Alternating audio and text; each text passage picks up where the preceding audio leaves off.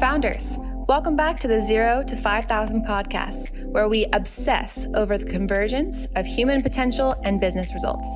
Today, our hosts Drew McClure and Jordan Mitchell have another insightful conversation for you. So let's jump right in. Okay, founders, welcome back to the podcast. Today, we are joined by Jason Lazarus. Mr. Lazarus is the founder and chief executive officer of Synergy. Synergy offers healthcare lien resolution, Medicare secondary payer compliance services, and consulting services for personal injury law firm practice. He is also the managing partner and founder of the Special Needs Law Firm, a Florida law firm that provides legal services related to public benefit preservation, liens, and Medicare secondary payer compliance. Jason is also an Amazon best-selling author, and his book, Art of Settlement, is a guide for trial lawyers related to regulatory compliance when resolving catastrophic claims. His written work has been cited as authoritative on Medicare compliance by the Supreme Court of Florida and the United States Southern District of Florida. And today, to tell us about his journey, is Jason himself. So Jason, thank you for being here. Yeah, my pleasure. Awesome. Well, we just use a lot of terms that I don't really understand, and I'm sure at some point, hopefully get a little bit better understanding of your business. But before we even get into that, how did Synergy get started? Catch us up to speed. Yeah, there's a lot of acronyms in the law, and we've got a whole heck of a lot of them in what we do, and it's very specialized in a niche area. I got into it from being a personal injury defense lawyer. So I was defending claims for years before I decided I didn't want to litigate for the rest of my life, and then got into sort of an adjacent to the law career. I became an expert at settlement planning consulting, working with catastrophically injured clients when they settled a personal injury claim. And through that process, I began to see in the market a need for a company that could do a multitude of things for personal injury law firms and personal injury victims, which is how Synergy was born. I envisioned these different services and started to build them from scratch under one roof, which is what became Synergy today. It's a little bit different from when we started, and our primary focus has now become lien resolution, just because the need is so great in the marketplace, and ultimately that serves our mission, which is helping people. I mean, what we do each day improves the life of someone that's been injured, because the dollars that we put back into their pockets, instead of it going to Medicare or Medicaid or going to an insurance company, it's in their pocket to pay for their future care, which also saves society from having to pay, because ultimately when someone's catastrophically injured, if they don't get enough out of their settlement to pay for their future care, we all pick up the tab, either Medicare or Medicaid. So it's really all about helping people. And that's one of the things I talk incessantly about to my team about, is the importance of the mission that we have in helping people that have been through something typically pretty horrible. Like, our typical clients are not a slip and fall case. These are serious medical malpractice error cases, or it could be product liability, a significant motor vehicle crash. So there's a lot of, unfortunately, bad things that happen to people. Yeah.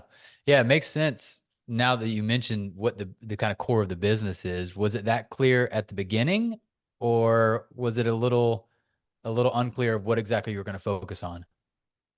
Well, from a services standpoint, I think it was certainly less clear. The foundational aspect of it was always that opportunity and privilege to help people. I just, having sat in mediations over the years, which are settlement conferences for personal injury cases, and having seen parents who have a severely disabled child, or an adult child, and the parents are having to take care of them now because they've become paralyzed, or people that have lost a spouse, or there's just so many things that when you are part of that, you realize that the things that you are doing to help these people are an incredible opportunity to do Yeah. something that matters every day. That's what I talk about with my team. Everybody in the organization, you're helping to do something that really makes a difference in people's lives. Love it. Was it a was it a big learning curve going from kind of this known world where, whether I don't know, did you start the law firm practice you were at previously, or did you join a law firm practice?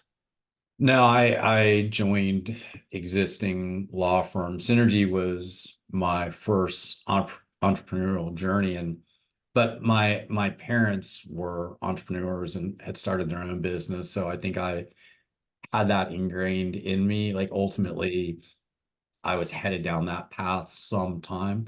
It just, it took a little while before I finally said, I need to do this on my own. It actually took an experience with the company that I was with for about 10 years to go out on my own, which was basically I had these ideas, brought it to them, and they really were not interested in developing what I was interested in developing. Hmm. Ironically, they ultimately did and started to compete with us, but at the time they just weren't interested. And so I said, I'm going to leave and do my own thing.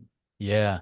Okay. So that's my question is what was that adjustment period like, or that learning curve like, of going from just being an employee somewhere to I actually have to start and build and run and market everything?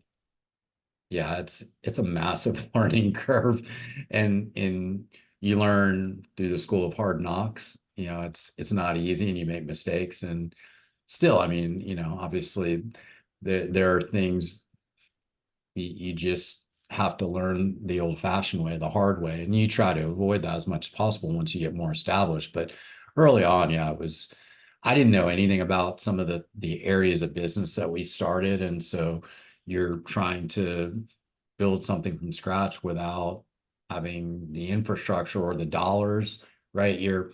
We were using revenues from one of our lines of business that at the time was very robust to build everything off the back of that. And that's tough. And today we bootstrapped everything. We've not taken any outside money, and Wow. built the company from 5 people when we started to, over 80 team members today, almost 90. And so, that journey is a tumultuous one.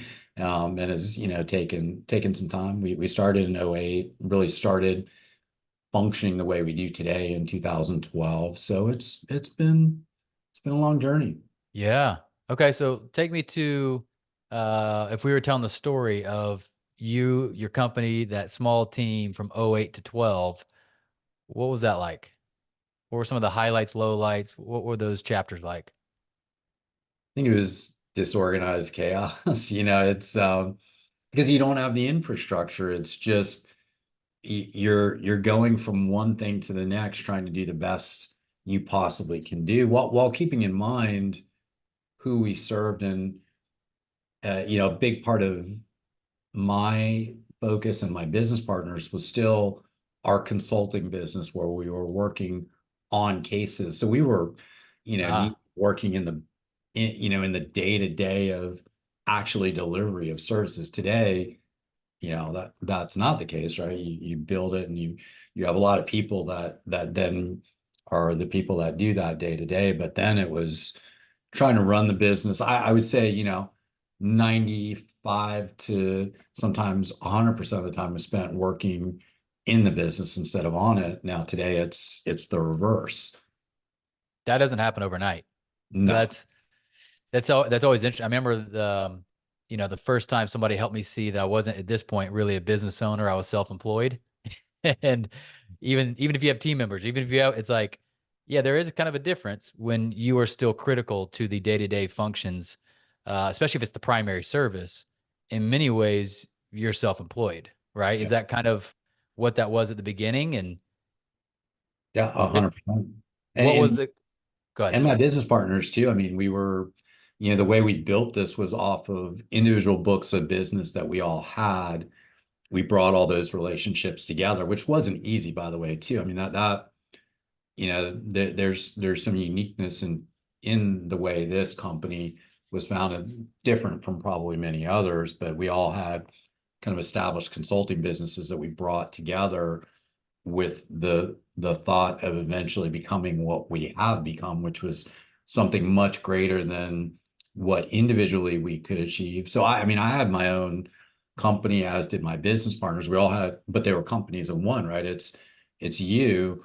I always envisioned, well, how do we take that, build it into something scalable and bring a valuable service to the market at the same time? And that's sort of what ultimately we achieved. But man, it was, a crooked road and difficult to do. So Yeah. During those kind of early, murky, unclear years, were there moments of extreme self-doubt or, imposter syndrome or insecurity that kind of popped up? yeah, and I'm not sure that ever goes away completely, right? I mean, there's still days where I'm like, you know, should I really be sitting here? But yeah, I mean, it's for sure in the early days because you're you're trying to do so many things, and I always felt like I did so many things and none of them very well. It's and being a very type A and driven, you're always your biggest critic. And so I think I've always been pretty tough on myself to achieve. And, that served me well in undergrad and law school. That's how you kind of can, and early on in business too, right? It's part of that driving. And so I think the doubt and imposter syndrome, if you truly are driven, it's hard to shake that completely, even when you're successful, because, well, couldn't you be more successful, or couldn't you do that? I mean, Yeah. it's always something that you could say, well, I could do this better. Yeah.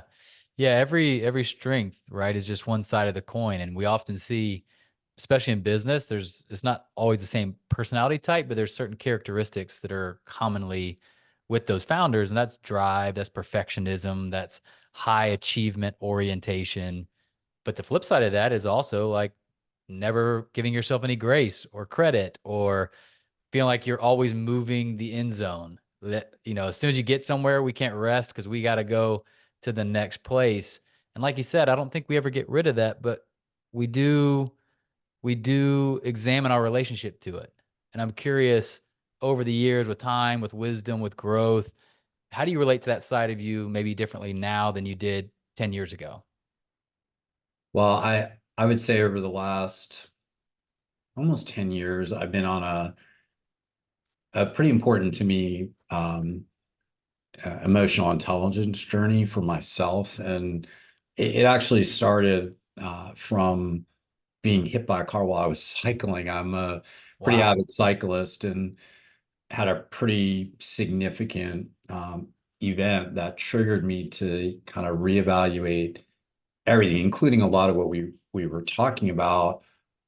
And so it did force me to confront that. And I've worked with a lot of mentors in that regard to look at who I am, how I show up for my team, but also for myself, that you know, inward looking at everything I do with such a critical eye. And interesting, one of my mentors had me do a kind of a CV, but he said go all the way back to grade school and go through everything that you've achieved and look at that. And I when I went back and looked at it, I went, geez, and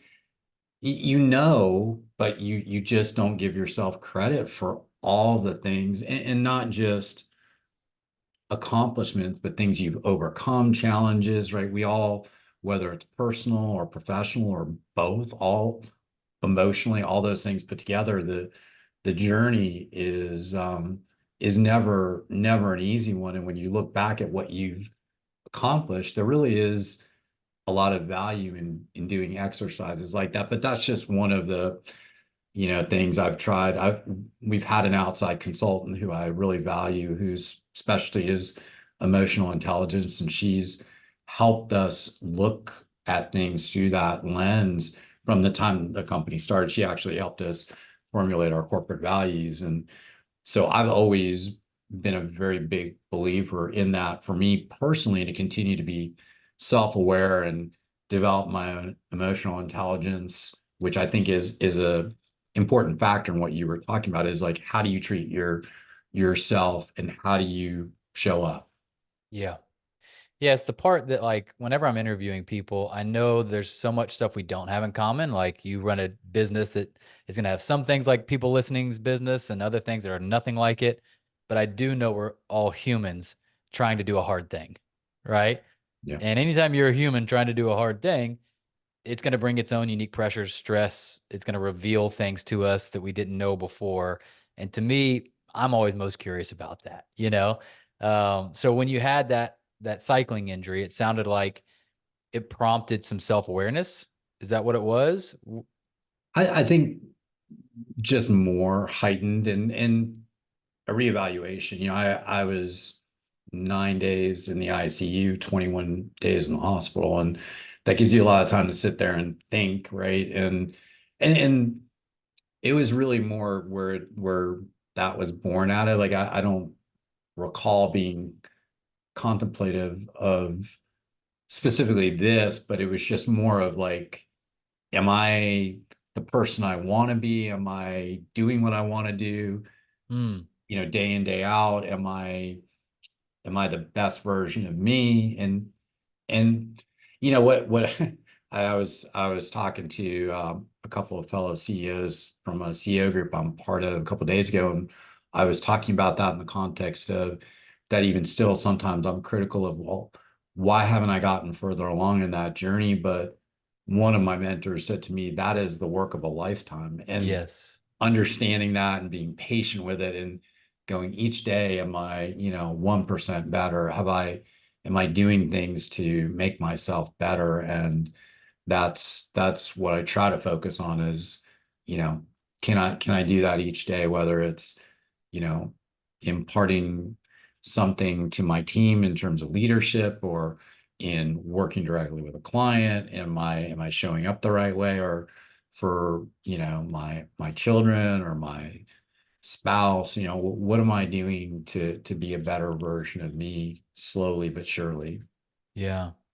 Yeah. When you've gotten to know yourself over the last 10 years, what are some of the things you've looked in and seen and said, I think I want to work with that? I think this, maybe I hold on too tight to control, or I give myself no grace, or what are some of those things you notice, like, that's a pattern and a pattern I'd like to work with? Yeah, I mean, I think part of it has really been softening, Mm, because I think being demanding of myself, I was also demanding of others. And I think, realizing that you can't expect anyone to live up to what is unrealistic expectations, even the ones that you place on yourself. mhm. So I think really understanding where that comes from within me, and knowing that ultimately I have to realize that everybody's wired differently. And we use predictive index, Yeah. and that's helped a lot to and Bellman. I don't know if you're familiar with that Uh-huh.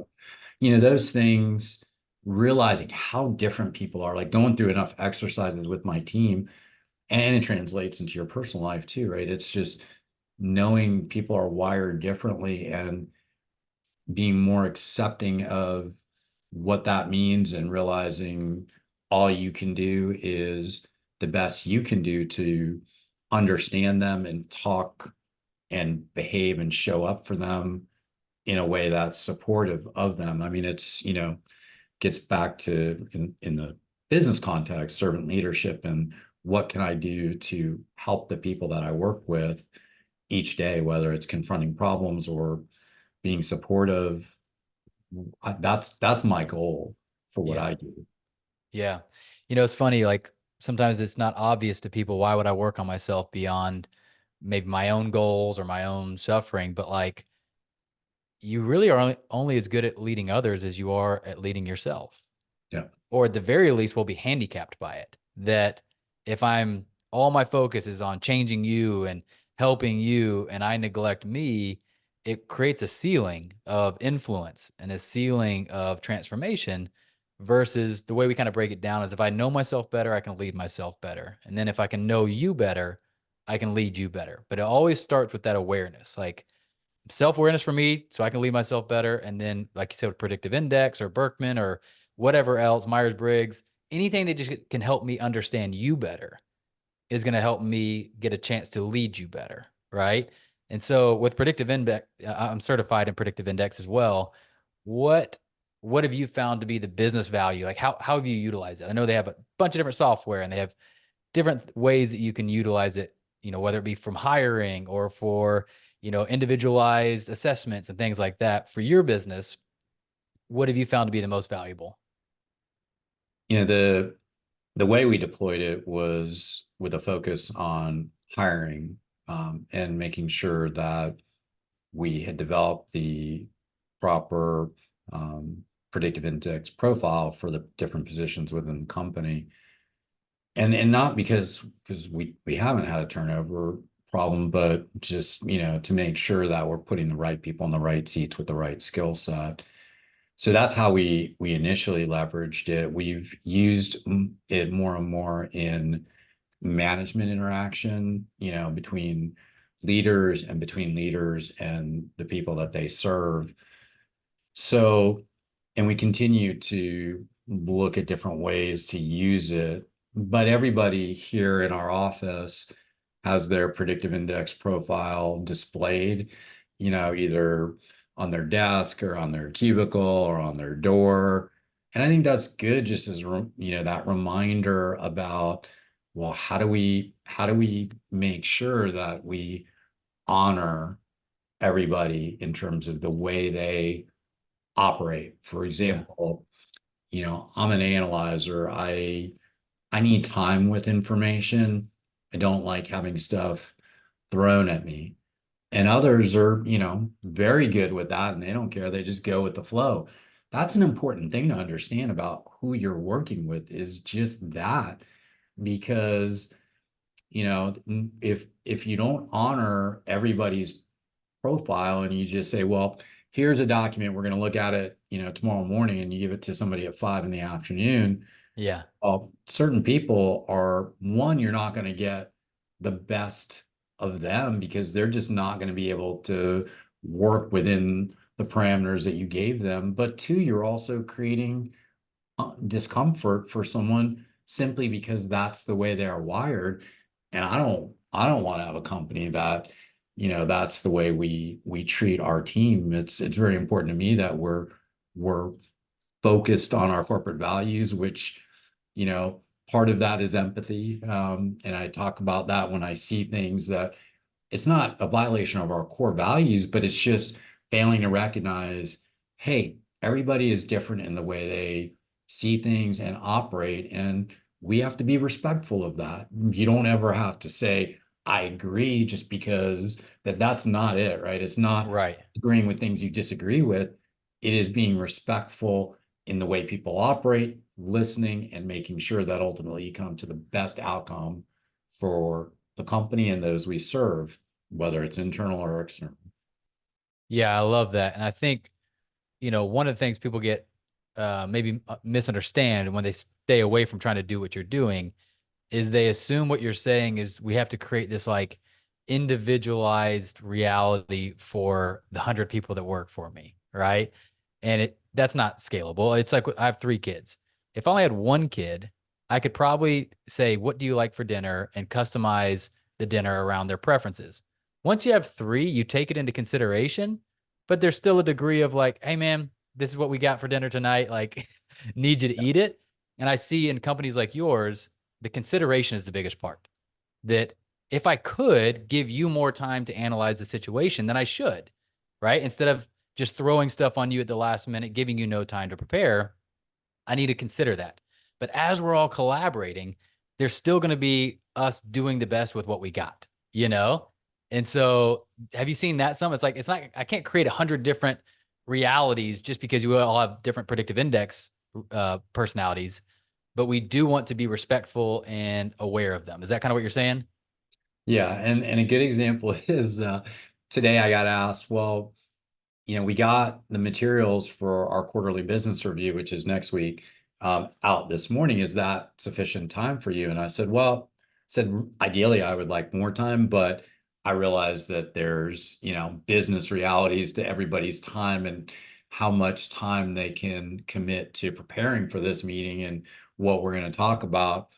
So yeah, it's, now, the last meeting that we had, the documents were distributed late in the day on Friday, and the meeting was on Monday. And I said, that's problematic because Right.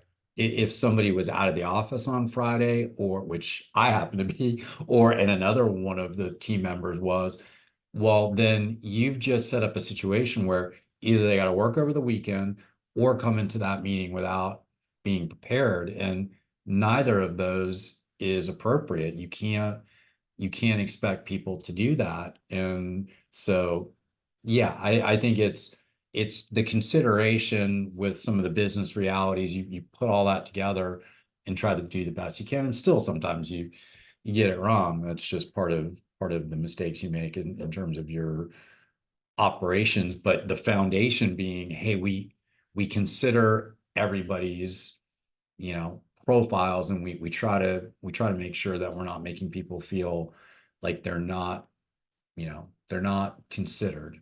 They're not part of the Yeah. equation. That turns people off, right? To a Oh, company 100%. or a personal relationship. Yeah, just like anything, there's mistakes on either end of a spectrum, right? And so I think where I've seen it misused is what I would say is emotional immaturity, right? You were mentioning earlier kind of being emotionally intelligent. And if we're an emotionally immature person, we use personality profiles to make excuses. It's Yeah. kind of my get out of jail free card. Like, sorry, like, I'm not very good at time. And so we use it as like, I can't do anything about it. Right. And then it's kind of a selfish tool. Like, I want to craft the whole office environment around my preferences. Emotional maturity is recognizing like, yeah, like this is my uniqueness. I'm going to have some struggles and people understand them, but I also have some gifts, but we're interplaying here. And so sometimes I'm having to flex towards you and kind of, get over my uniqueness and play with the team. And other times the team's going to flex towards me. And it sounds like you guys have created a pretty healthy, emotionally mature culture where it's the positive side of personality assessments, if that does that resonate? I think so. I hope so. I mean, our ENPS score seems to indicate that's the case. Of Good. course, it's you always wonder, but the key is obviously, do you have a lot of turnover? Do you have people that are expressing, dissatisfaction with what's going on? And we don't see a lot of that, and just the kind of normal, what you expect. And because you just can't please everybody all the time. Of course, that's a unrealistic expectation. Yeah. I'm curious if you guys have you seen or used inside of the predictive index the competing values model? I'm not sure. Okay. It's been at a broad scale. It's probably been one of the quickest ahas for teams, sometimes even departments that I've seen that really makes sense of some drama and or some friction that can be really reversed into awesome synergy, just like your company name, with better understanding. And so it powers their assessment, the OCAI, and of several other assessments that are being used. But underneath it, what's like powering it is this thing called the competing values framework.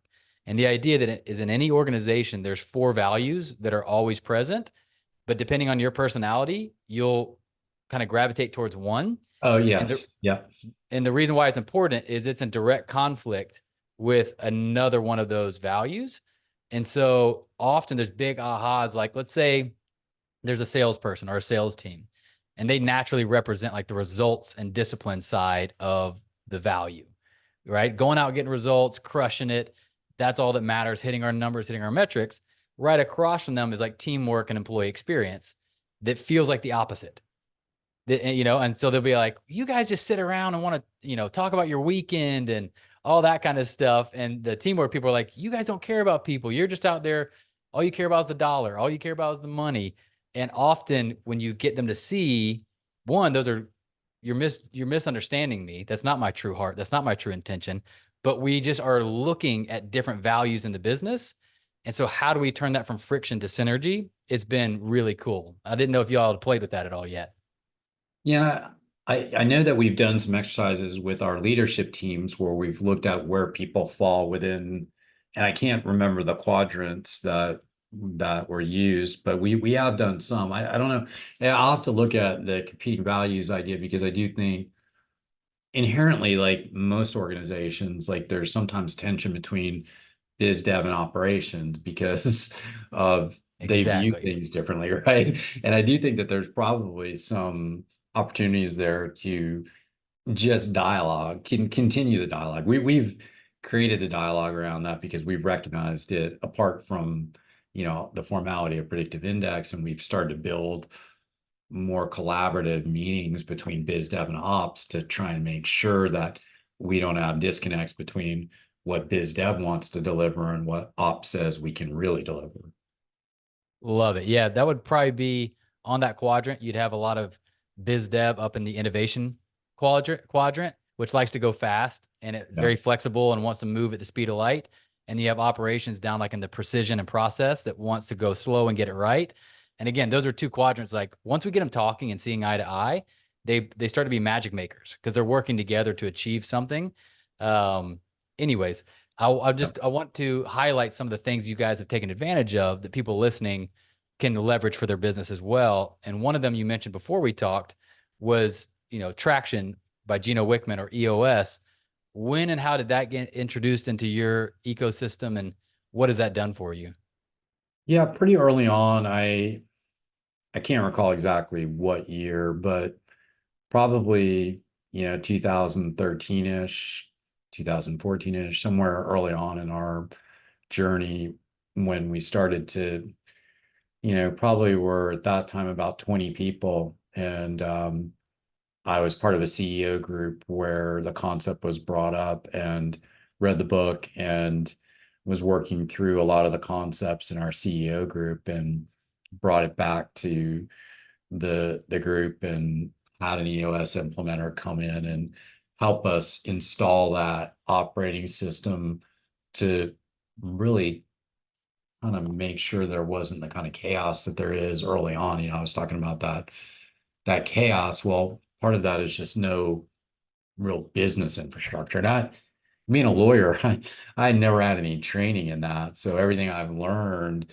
has been on the job, and the traction model is what helped put some foundational parts into our culture that allowed us to continue to scale and grow the company over time. So I think that is a very critical piece for, whether you use that or some other way. I've just not heard anything better or seen anything better than traction, but I'm sure there may be alternatives, but traction is a really solid foundational way to run your business. And I know a lot of clients I've talked to, which surprised me, and probably more progressive leaders of law firms, I think have started to see the value of using that kind of model, even in a place where traditionally it hasn't been used, which is law firm practice. That's a whole nother conversation, but just being in that space, I know that it's not used as much as it probably should be. And I think there is more of a movement today seeing that.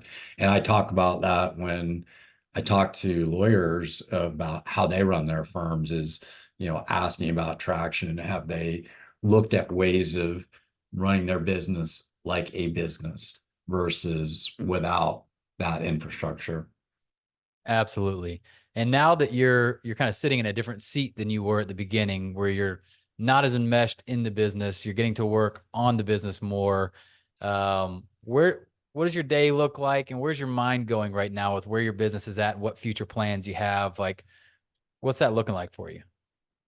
Yeah, a lot of it is broader strategy, and we had a pretty substantial pivot in the way we went to market, and that's driving some changes in the business that is coming into the factory. So a lot of what we've been focusing on is what does that look like if we extrapolate out, 3 to 5 years. And what we know is that it is driving some lower margin work, but more volume. So, one of the things I asked one of my business partners to focus on, and we talked about this collaboratively, is just starting to deploy more proprietary automation technology and ultimately, possibly AI, building an offshore team, which we built at the start of this year to componentize what we were doing to maximize the efficiency, drive down operating costs, but also improve customer experience, speed up delivery time.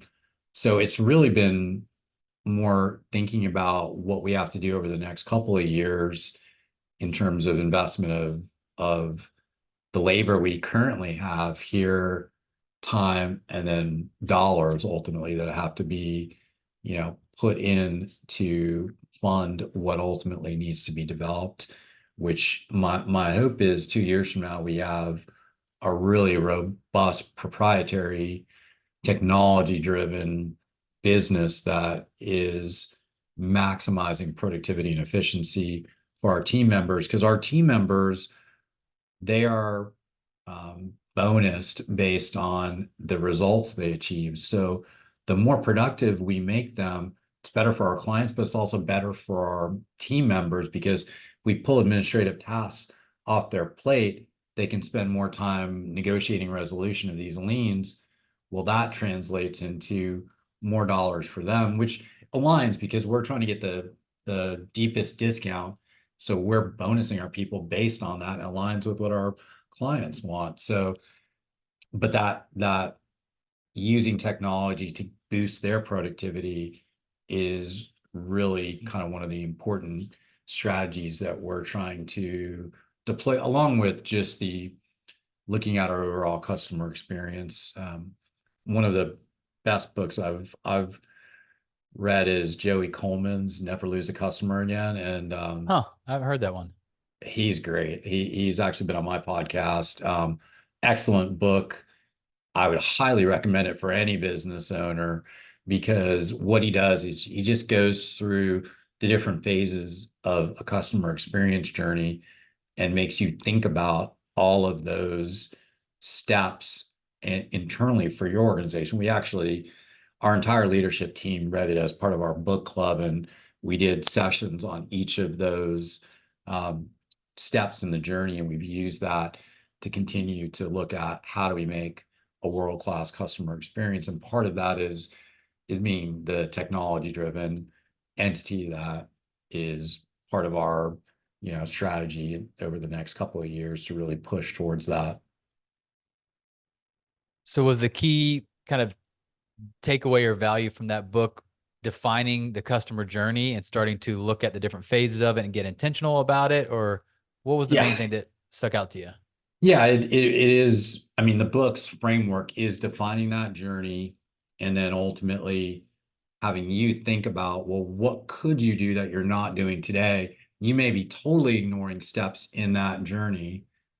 The ultimate goal is to turn people into, raving fanatics about your company, right? The best sales is, one of your clients telling a prospective client, these guys are awesome. This is what they did for me, right? I mean, and so,